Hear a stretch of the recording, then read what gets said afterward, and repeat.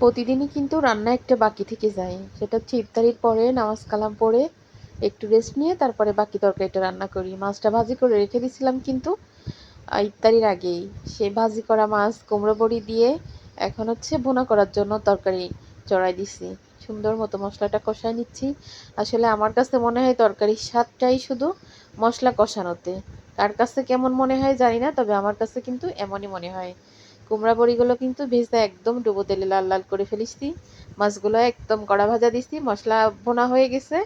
এবার আমি মাছগুলোর সাথে দিয়ে দিলাম। আসলে এত চেষ্টা করি কম কম রান্না করার জন্য, এর থেকে কম তো আর রান্না করা যায়ই না, তারপরেও জানো থেকে যায়। কি করা যায় বলেন তো?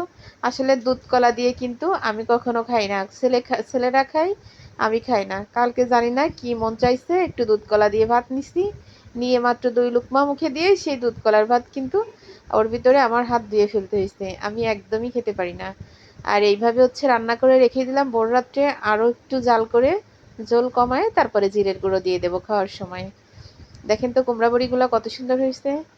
এই যে এইবার মানে শীতের সময় প্রায় 7 কেজি কলাইয়ের কুমড়া বড়ি দিছি। ওইটা হচ্ছে মাছ ভাজা, মানে একটা মাছের কোনা ভাজি হয়ে গেছে বেশি, এই জন্য লাল হয়ে গেছে। বড়িগুলা কিন্তু আরও ফলবে, যেহেতু আমি অর্ধেক জালে রেখে দিছি। পুরা 7 কেজি কুমড়া বড়ি কিন্তু আমি নিজের হাতে